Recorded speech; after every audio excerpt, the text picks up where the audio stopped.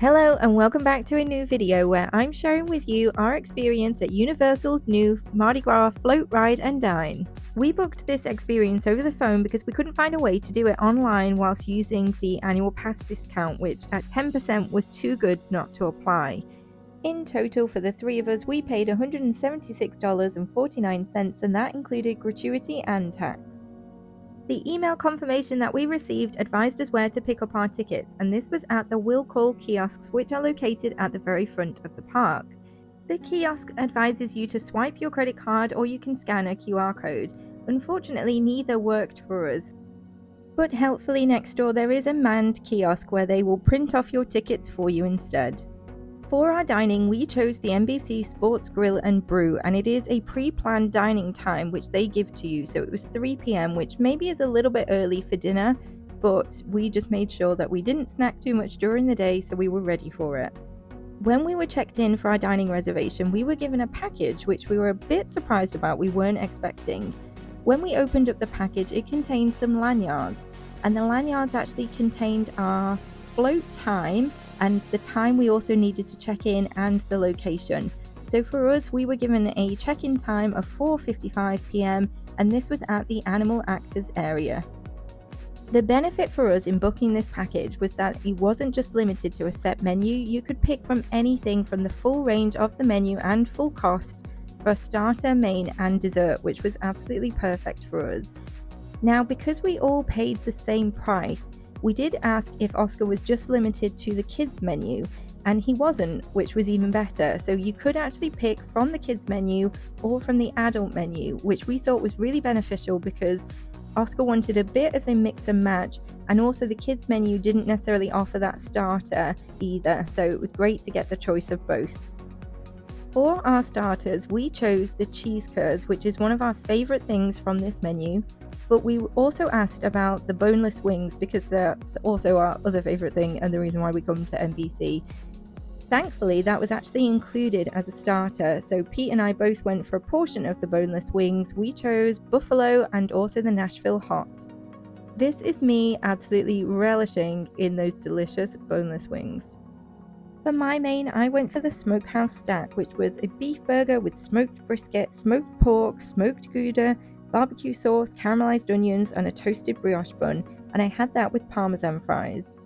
From the adult menu, Oscar went for the chicken burger, which came with cheese and bacon and a side of fries. Now, when I tell you that nothing is off limits, nothing was off limits, so Pete got the absolute massive combo, which included half a rack of ribs, barbecue pulled pork, beef brisket, coleslaw, cornbread, and he switched his kettle grilled corn for fries. Now, the only thing that let it down was the desserts. So firstly, there was only a range of 3 desserts. We chose the ice cream sundae, but they were all out of ice cream. I know, I don't know how that happened. So instead we got brownie with a side of, I don't know, Cool Whip? Is that what it's called? It was weird. It didn't taste good. The brownies were not good either. However, we'd eaten so much other food, we didn't really mind. After our feast, it was time to hit that Mardi Gras parade, and as we walked back into Universal Studios, we were greeted by some amazing characters from the parade itself, which was just incredible. We headed over to Animal Actors to check in, and here there was quite a few steps to follow, including the completion of some waiver forms. So when we headed in, we were given wristbands advising of which float we were going to be riding on, and we were absolutely amazed and thrilled that we were given the Gator float. So this is the finale of the float and is the Mardi Gras icon for us. So we were absolutely chuffed to bits that we got Gator. Now, you cannot go anywhere without these wristbands on, so they do need to be added straight away. And then it was time to fill in the waiver forms. Now, the orange form is for minors, and then there was 2 forms that Pete and I needed to fill out for ourselves. Feel free to hold to read, but it was just a really standard waiver around your image being used, potentially being filmed, photographed, that you're accepting any liability for being on the float, that kind of thing. So nothing scary in there. We were absolutely happy to sign up to that and get ourselves on that float.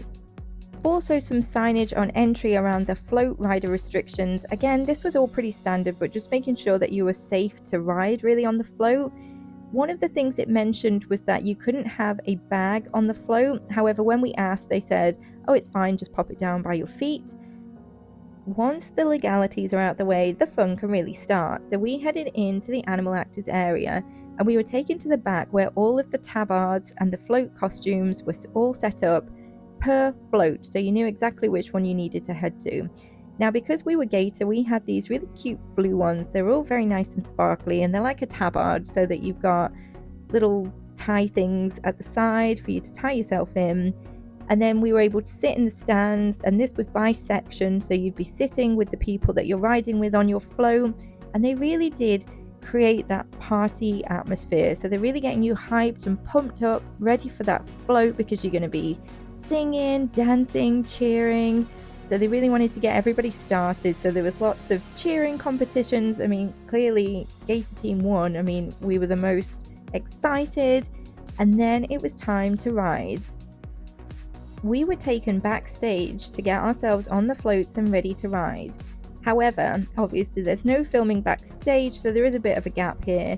We were really interested and excited to go backstage, but admittedly there wasn't really much to see, but it was just kind of cool to see like behind the scenes. So we were put on the floats about 20 minutes before the parade started, and they really did some safety checks. They told you where to stand, they advised what you can and can't do on the float, and also showed you where the beads are so that you can get yourself ready for riding and for throwing out those beads. Now the beads themselves, they sit on a hook in front of where you're actually going to be standing, and they're all packaged up in packages of 10. What we found easiest was to load up your arm with those beads ahead of riding. So take some of the packages of beads, put them over your arm, take off the slip that's attaching them, and then they're all sitting nicely on your arm, not tangled, and you're not having to grab at them separately. This technique also made it easy to load Oscar up and make sure he had all of the beads he needed as well. Now, due to some of the construction work that's taking place around Universal at the moment, it also gave a bit of a breathing space without a crowd for you to load up, get yourself ready, have a little bit of a boogie, keep yourself in that really excited frame of mind. And that was perfect, just to kind of take that few seconds before the crowd was there and everybody is kind of vying for your attention. Get yourself ready for that next bit, throwing out all of those remaining beads on that last bit of the parade. The other thing to note, and the cast members advised us of this, is that there are 2 occasions where the confetti cannons went off. And what they said about this is it was just a pre-warning, because obviously it is a bit loud at the time, although it was so loud and we were so in the moment we probably didn't really notice them going off. But it was such a great photo opportunity to have all that confetti, all that glitter, all that sparkle going everywhere, and the crowds absolutely loved it. They went wild for the confetti cannons. The Universal crew members, what they actually advised us when you're throwing out the beads is to keep an eye on the crowd and make eye contact before throwing them out, just to make sure that you're not about to lash somebody over the head with them. We found this technique worked really well, so preloading, and then we were ready to go. We could then interact with the crowd a little bit more, make that eye contact, and really throw directly to people. And it was so great seeing people's reactions, especially when they actually caught them. That was fantastic, because the smiles and the cheering when they actually realized that they'd grabbed it, and it was just a nice little moment to have. We are huge fans anyway of the Universal Mardi Gras parade, so when Universal released this new package, we were on it so quickly, because to guarantee your place on that float was amazing. And also the offer of the 3-course dining with everything included, it was absolutely perfect for us. We would highly recommend it, one of the favorite nights of our trip. Thanks for watching. If you have any other questions, drop them down in the comment box below, and we'll see you again soon. Bye!